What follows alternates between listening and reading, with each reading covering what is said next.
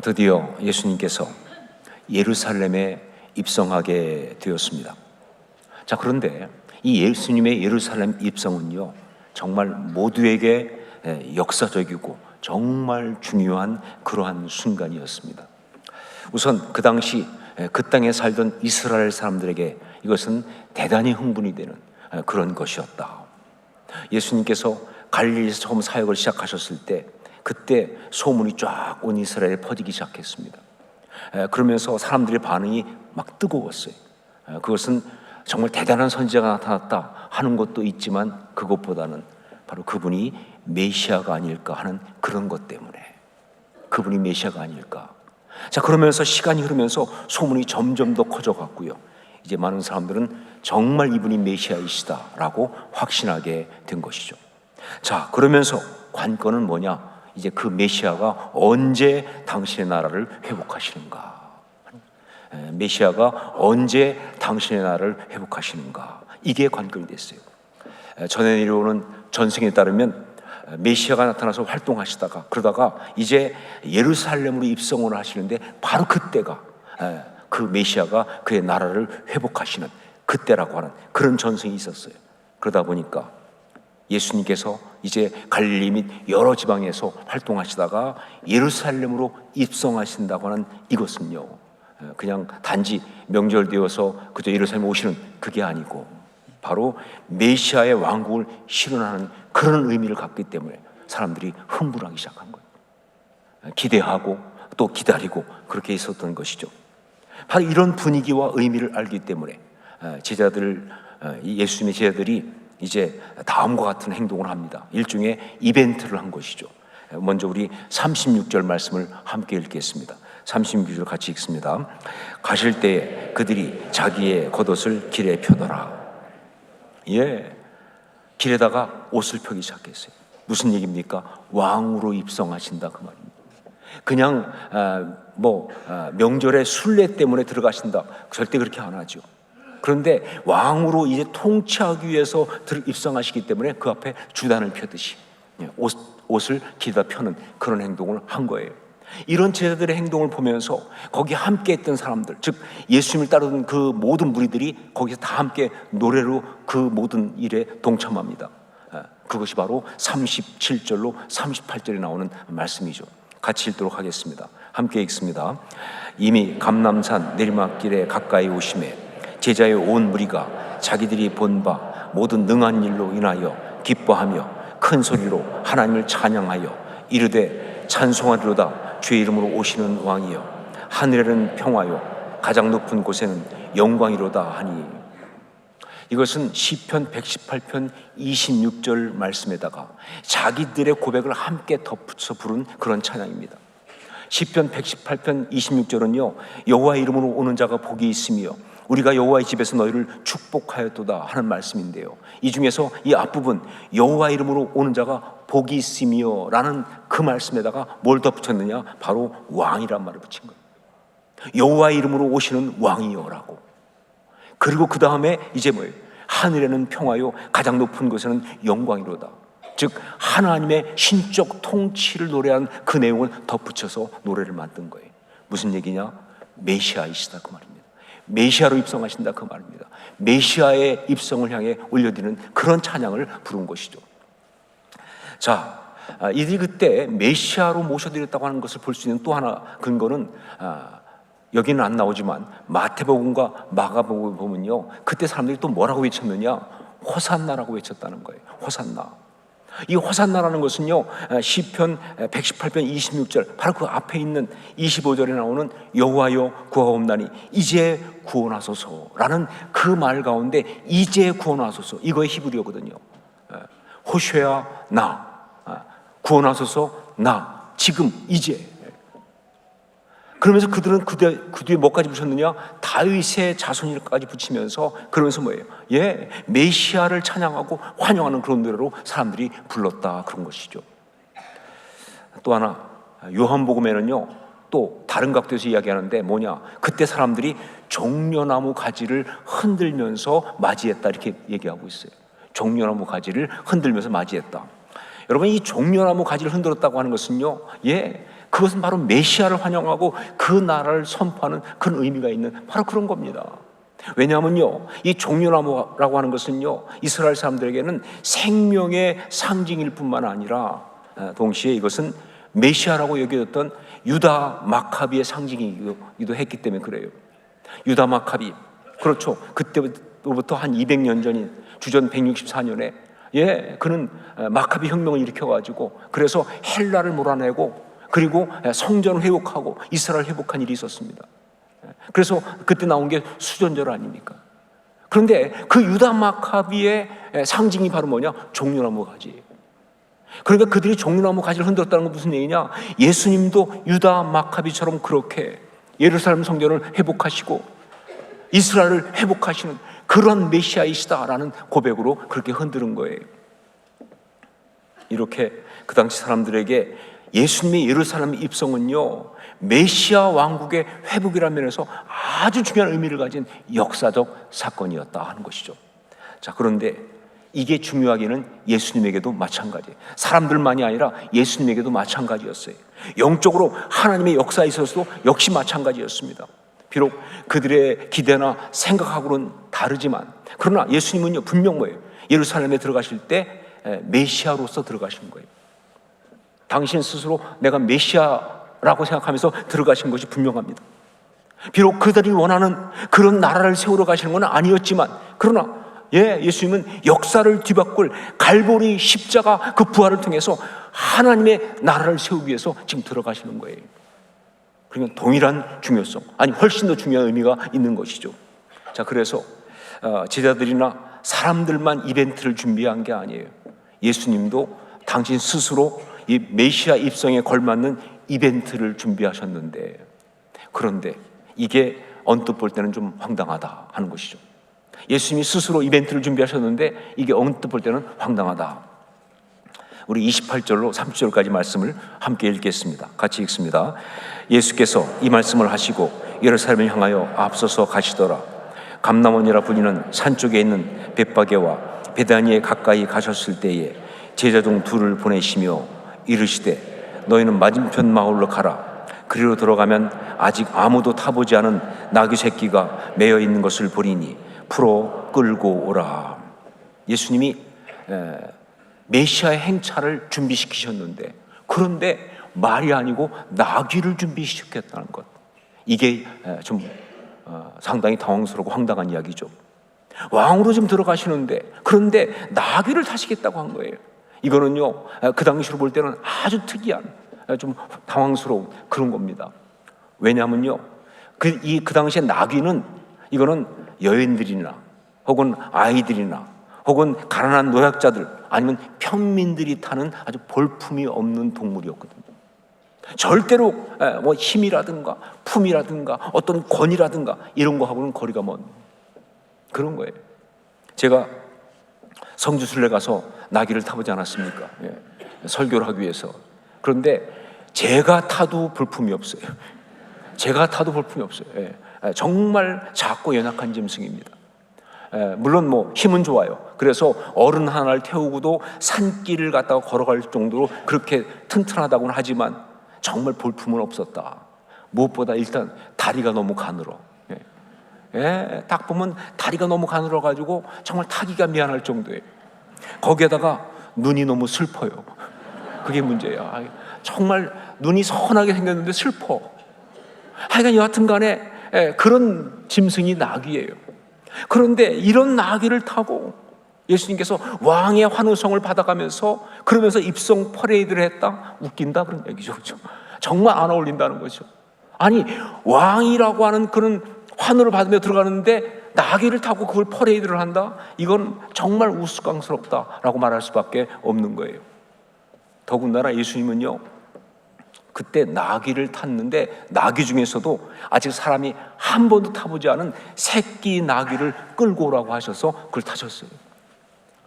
이거 절대로, 그래도 왕이시니까 나귀를 타더라도 아직 사람이 아직 한 번도 타보지 않은 신상을 타셔야겠다. 절대로 아닙니다. 그런 뜻 절대로 아니에요. 또 어떤 주석에 보니까 그렇게 돼 있더라고요. 거룩한 목적으로 사용하는 것은 아직 멍에를 매지 않은 그런 것이어야 하기 때문에 그렇게 하신 것이다. 근데 그것도 틀린 말이죠. 왜냐하면요, 그때 그 주석에서 말하는 그 근거가 되는 것은 민수기나 신명기 말씀인데, 그거는 나귀 얘기가 아니라 암소 얘기예요. 암소나 송아지 이야기지 절대 나귀 얘기가 아니에요. 그러니까 해당이 없어요. 그럼 뭐냐? 왜 나귀의 새끼를 탔느냐? 나귀 중에서도 아주 볼품없고 약한 것을 타셨다, 그 뜻입니다. 여러분, 나귀의 세계에서도요, 경험이 중요합니다. 그러니까 사람을 많이 태워본 나귀는 그래도 나름 여유가 있어요. 그리고 걸을 때 나름 우아하게 걸을 수 있어요. 그런데 초보 나귀, 이건 초보 운전하고 똑같아요. 그냥 걷는 게 비척비척 갈팡질팡 헤맬 수밖에 없다, 그 말입니다.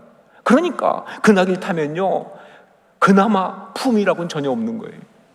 정말 품이 없는 그런 상태, 그게 바로 새끼 나귀를 탄 거예요. 왜 그러셨을까? 아니, 예수님이 왜 그러셨을까? 예루살렘에 왕으로 입성하시는데 지금 혹시 너무 급하게 준비하다 보니까 어쩔 수 없이 그렇게 된 것이냐? 아니죠. 여러분, 우리가 봤지만 이거 절대 그냥 급하다 보니까 어쩔 수 없이가 아니에요. 처음부터 그 나귀를 콕 찍었잖아요. 뿐만 아니라 그 과정을 보면요, 신적 개입이 있어요. 예언적 역사가 있어요. 가보면 이런 일이 있을 거고, 만난 사람이 이렇게 물으면 이렇게 대답하면 이렇게 줄 것이라고 하는 하나님의 어떤 역사심을 가지고 이거 다 온 거 아니에요. 그러니까 이건 정말 예정된 이야기예요. 준비된 이야기예요. 근데 왜 이렇게 하셨을까? 예수님은 그 중요한 순간에 메시아로서 예루살렘에 입성하시면서 왜 이렇게 어울리지 않는 이벤트를 일부러 하셨을까 하는 거죠. 그것은 바로 스가랴의 예언을 성취하시려고 하셨다. 스가랴의 예언을 성취하시려고 하신 것이다. 우리 스가랴 9장 9절 말씀 함께 읽겠습니다. 같이 읽습니다. 시온에 따라 크게 기뻐할지어다. 예루살렘에 따라 즐거이 부를지어다. 보라, 내 왕이 내게 임하시나니 그는 공의로우시며 구원을 베푸시며 겸손하여서 나귀를 타시나니 나귀의 작은 것 곧 나귀 새끼니라. 스가랴가 정확하게 예언했습니다. 왕이 임하시는데, 메시아가 임하시는데, 그런데 나귀를 타고 입성하신다고, 그것도 나귀의 새끼를 타고, 바로 그 말을 그대로 성취하시려고 이렇게 하신 것이다, 그런 이야기예요. 자, 그런데 여러분, 예수님이 그냥 스가랴 이런 예언이 있으니까 요거를 그대로 성취하기 위해서 그래서만 이렇게 했다고 생각하세요? 그러니까 마치 뭐예요? 어떤 짝 맞추기처럼 구약에 이렇게 나와 있으니까 그걸 그대로 한번 신약에 그대로 재현해서, 예수님이 그대로 재현해서 그렇게 나귀를 타셨느냐, 그 말이에요. 만약 그렇게 생각한다면요, 이것은 흰 양복에 백구들을 신은 부흥사와 다를 바가 없다, 그런 얘기예요. 옛날에 부흥사들 보면요, 항상 흰 양복을 입었습니다. 그건 뭐냐면 천사나 성령의 어떤 두루마기가 흰색이라고 생각해서 그래요. 근데 흰 양복을 입으면 꼭 뭘 신어야 돼요? 백구들을 신어야 합니다. 그리고 머리는 올백으로 넘겨야 돼요. 그 복장이 마치 무슨 거룩한 복장처럼, 웃기지 말라고 하세요. 그냥 성경 가지고 장난친 거죠. 또 거기다가 어떤 사람들은 옛날에 보면요, 기름 붓는다고 그래가지고, 그래서 기름을 붓겨서 식용유를 들고 나오는 사람도 있었어요. 아니, 성경에 나오는 기름 부음이 그 식용유를 말합니까? 아니잖아요, 그렇죠? 그런 것과 똑같은 거 아니냐, 그 말이죠. 형태만 흉내를, 아니죠. 예수님은 단지 스가랴의 예언을 맞추기 위해서 그렇게 하신 것이 아니고요, 바로 그 예언에 담긴 메시지, 그 뜻을 이루기 위해서 그렇게 하신 거예요. 그 예언에 담긴 그 메시지가 너무 중요해서 이것을 온 예루살렘에 선포하시려고 일부러 그렇게 하신 거예요. 그렇게 이벤트를 만드신 거예요. 그리고 이 말씀을 읽는 우리 모두에게 주실 정말 중요한 말씀이 있어서 바로 그것 때문에 이렇게 어떻게 보면 엉뚱하고 우스꽝스러워 보이는 그런 이벤트를 하신 것이다. 그게 뭐냐? 그것이 바로 평화입니다. 그 메시지가 바로 평화라고 하는 거예요. 예수님은 메시아이기는 메시아이시지만 그들이 원하는, 그들이 생각하는 메시아가 아닌 바로 이사야 9장 6절에 나오는 그대로 말이죠. The Prince of Peace, 평화의 왕이셨어요. 그냥 메시아가 아니에요. The Prince of Peace, 평화의 왕이셨어요. 바로 그런 사실을 갖다가 선포하려고 이렇게 하신 거예요. 전쟁과 힘, 무력으로 회복하고 나라를 세우는 것이 아니라 평화로 하나님 나라를 세우신다고 하는 이 사실을 선포하려고 일부러 이렇게 하신 것이다, 그 말입니다. 스가랴의 예언이 바로 그 뜻이거든요. 나귀를 타고 입성한다는 그 의미가 뭐냐? 바로 그 뜻이에요. 그래서 그 말씀, 나귀를 타고 입성한다는 그 말씀 다음에 보면 직접적으로 이렇게 말하고 있습니다. 스가랴 9장 10절 함께 읽도록 하겠습니다. 같이 읽습니다. 내가 에브라임의 병거와 예루살렘의 말을 끊겠고 전쟁하는 활도 끊으리니 그가 이방 사람에게 화평을 전할 것이요 그의 통치는 바다에서 바다까지 이르고 유브라데 강에서 땅끝까지 이르리라. 평화로 병거와 말, 전쟁하는 활을 다 끊어버리겠다. 강력한 표현이죠. 평화로 병거와 말, 전쟁하는 활을 다 끊고 오히려 땅끝까지 이르는 하나님의 나라를 세우신다는 그런 예언의 말씀이에요. 그리고 우리는 알고 있죠. 이것이 바로 뭐예요? 갈보리 십자가 그 복음으로 그대로 이루어졌다는 사실을. 그 얘기죠. 그 당시 이스라엘은요, 한마디로 말하면 갈등 그 자체였습니다. 그 나라가 온통 다 진영이 나뉘어가지고 서로 싸우고 죽일 듯이 미워하고 그러는 것이 바로 그 이스라엘이었어요. 한마디로 말하면 분노와 정죄의 나라였어요. 우선 정치적인 갈등이 너무 심했습니다. 로마의 지배를 받으면서 그것을 어떤 정치적으로 어떻게 받을 거냐를 놓고 친로마적이냐 반로마적이냐 해가지고 그냥 견해 차이라든가 입장 차이 정도가 아닌 그야말로 원수가 되어서 서로 죽일 듯이 싸웠어요. 그게 바로 그 당시 사회입니다. 또 사회적인 갈등이 또한 너무 심했습니다. 기득권자와 그리고 소외계층, 가난한 계층 사이에 이 갈등과 분노는요, 그냥 그 사회가 무너질 만큼 심했어요. 기득권자들은요, 자기 것을 갖다가 빼앗길까봐 그래서 분노하면서 그걸 지키려고 했고요. 그리고 소외계층은요, 그냥 상대적 박탈감, 그 분노를 갖다가 기득권자에게 쏟아부으면서 그러면서 분노하고 절망하고 그러고 있었던 그런 시대였어요. 종교적인 갈등 또한 너무 심했습니다. 같은 하나님을 믿는데 신앙과 신학 차이 때문에, 아니 뭐 신앙도 아니고 신학도 아니라 사실은요 그냥 자기 주장이죠. 자기 생각입니다. 자기 욕심과 자기 자아가 설치니까 자기하고 다른 식으로 믿는 사람들 향해서 막 정죄하고 비난하고, 그러다 보니까 심지어 어느 정도냐, 같은 신앙의 형제인데 원수 마귀보다 더 미워하는 그런 안타까운 상황이 바로 그때 이스라엘이었습니다. 그런데 여러분 놀라지 마세요. 그런 갈등의 정점에 있던 것이 뭐였냐? 그것이 바로 메시아 대망이었습니다. 이 사람들은 다 메시아를 기다렸어요. 그런데 그 메시아를 기다리는데 어떤 메시아를 기다리느냐? 그 분노를 풀어줄, 그 갈등을 갖다가 정말 가지고 분노하는 이걸 갖다가 해결해줄 초강력 무기, 핵폭탄 같은 그런 역사를 해줄 분으로 메시아를 기다리는 거예요. 그러니까 메시아가 와서 저 나하고 내가 정죄하는 저것들을 다 쓸어버리시고 폭력적으로 다 없애버리시고 다 전부 든 걸 다 뒤집어 버리고 그리고 하나님의 나라를 세워달라 하는 식의 생각을 가지고 있었다는 거죠. 그러니까 그때 그들에게 있었던 메시아 대망은요, 구원의 이야기가 아니었어요. 메시아가 와서 구원해달라고 말은 그렇게 하지만 구원의 이야기가 아니고요, 이건 바로 사람들을 무너뜨리고 파괴하려고 하는 사탄 마귀의 그 죄악의 시나리오의 결정타였어요. 이걸 너무나 잘 알고 계시는 예수님께서, 예수님이 그것을 너무나 잘 알고 계시기 때문에 예수님은 예루살렘에 입성하면서 나귀를 타신 겁니다. 일부러 나귀를 타신 거예요. 겸손과 순종과 섬김의 그 십자가를 선포하면서. 사람들은 자기들의 어떤 메시아를 찾고 있지만 주님 일부러 그 앞에 나귀를 타신 거예요. 겸손과 순종과 섬김의 그 십자가를 선포하면서, 십자가 대속의 죽음을 통한 평화를 선포하면서, 십자가 대속의 죽음을 통한 평화를 선포하면서 예수님은 일부러 그렇게 하셨다. 자, 그런데 여러분, 여기서 우리가 알아야 될 것이 있어요. 우리 주님이 나귀를 타고 입성하시면서 그때 선포하신 그 평화는요, 우리가 생각하는 평화의 개념이 아니에요. 여러분, 우리가 다 생각하는 평화의 개념은요, 무력합니다.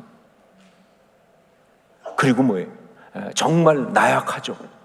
평화, 무력하다, 나약하다. 아니요, 예수님 말씀하신 평화는 그런 게 아니에요. 물론 보이기는 그렇게 보일 것입니다. 당장 볼 때는 평화가 그렇게 보이죠. 마치 예수님을 태우고 가던 그 나귀의 모습처럼. 그렇죠. 다리가 너무 가늘고 눈이 너무 슬프고 뭐 특별해 보이지 않고 강렬해 보이지 않는.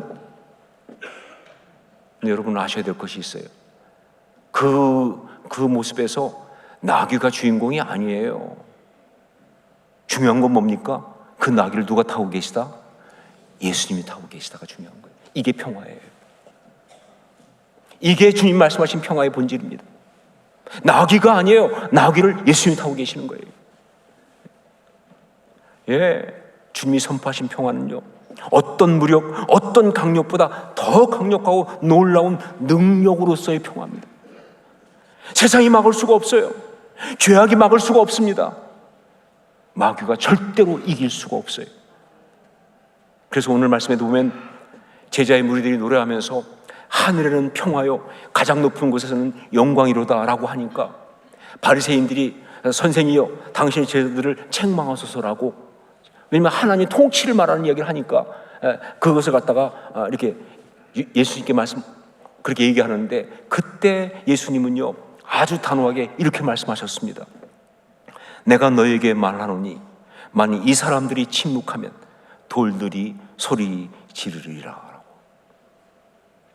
만일 이들이 침묵하면 돌들이 소리 지를 것이라고. 저는 그래서 이것을 평화의 통치, 평화의 전략이라고 부르고 싶습니다. 이건 바로 평화의 통치, 평화의 전략입니다. 예, 이것이 바로 역사를 회복하시는 하나님의 전략이에요. 여러분, 예언에 보면, 구약에 보면, 예언서에 보면요 나오는 것 중에 뭐예요? 모략의 신이라는 말이 나오잖아요. 예, 하나님은 전략의 하나님이세요. 애자, 모략이라는 말이죠. 근데 바로 이거예요. 이게 하나님의 전략입니다. 이것이 바로 지금 예루살렘을 들어가시는 우리 예수님의 영적인 어떤 그런 전략이에요. 작전이에요. 능력이에요. 모든 죄를 이기고 사망의 강력한 것을 끊어버리기 위한 십자가의 역사, 그 애자 말이죠. 그거다 그 말입니다. 그러므로 이건요 우리 주님이 그냥 보여주고 끝나는 이야기가 아니죠. 바로 뭐예요? 그 주님을 믿는 우리 모두가 사용하고 따라야 될 전략이다. 우리 주님의 전략이기 때문에 우리의 전략이기도 하다는 거예요.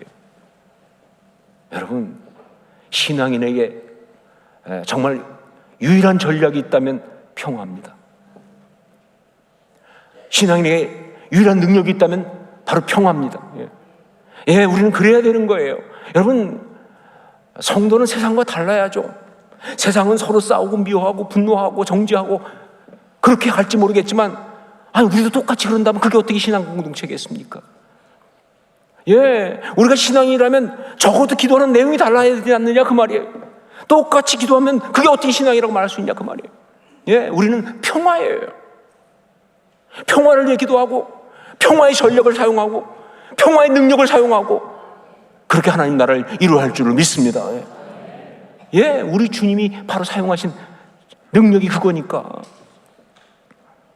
여러분, 우리 주님이 평화의 왕이셨다고 한다면, 예, 우리는 평화의 사도요, 평화의 사명자입니다. 예, 우리 주님이 평화의 왕이셨다고 한다면 우리는 평화의 사도요, 평화의 사명자다. 그래서 역사상 가장 아름다웠던 신앙의 사람, 예수님을 가장 많이 닮았다고 하는 그런 믿음의 사람 중에 하나인 성 프란시스는요, 평생 늘 이런 기도를 했습니다.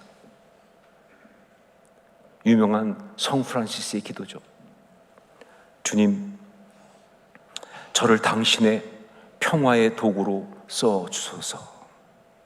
미움이 있는 곳의 사랑을, 다툼이 있는 곳에 용서를, 분열이 있는 곳에 일치를, 의욕이 있는 곳에 신앙을, 그릇됨이 있는 곳에 진리를, 절망이 있는 곳에 희망을, 어두움에 빛을, 슬픔이 있는 곳에 기쁨을 가져오는 자 되게 하소서.